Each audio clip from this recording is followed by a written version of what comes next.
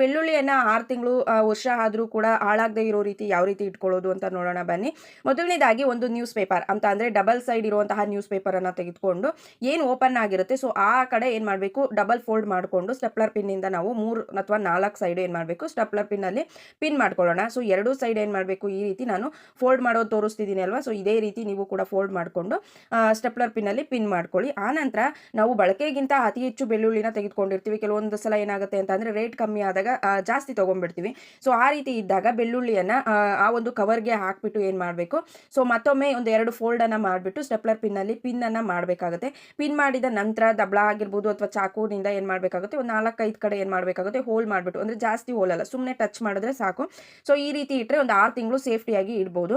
ವರ್ಷ ಆದ್ರೂ ಏನು ಹಾಳಾಗದೆ ಇರೋ ರೀತಿ ಇಡಬೇಕು ಅಂತ ಅಂದ್ರೆ ಅಕ್ಕಿ ಬಾಕ್ಸ್ ಏನಿರುತ್ತೆ ಅಲ್ವಾ, ಸೊ ದಿನ ಬಳಕೆ ಮಾಡುವಂತಹ ಅಕ್ಕಿ ಏನಿರುತ್ತೆ ಸೊ ಅದ್ರೊಳಗಡೆ ನಾವು ಸಿಪ್ಪೆಯನ್ನ ರಿಮೂವ್ ಮಾಡಿಬಿಟ್ಟು ಹಾಕ್ಬಿಟ್ಟು ಅಕ್ಕಿಯನ್ನ ಕ್ಲೋಸ್ ಮಾಡಿದ್ರೆ ವರ್ಷ ಆದ್ರೂ ಕೂಡ ಬೆಳ್ಳುಳ್ಳಿ ಕೆಡೋದಿಲ್ಲ ಅಂತಾನೆ ಹೇಳ್ಬೋದು. ಈ ಟಿಪ್ಸ್ನ ಒಂದ್ಸಲ ಯೂಸ್ ಮಾಡಿ ನೋಡಿ, ತುಂಬಾನೇ ಇಷ್ಟ ಆಗುತ್ತೆ. Thank you for watching. Follow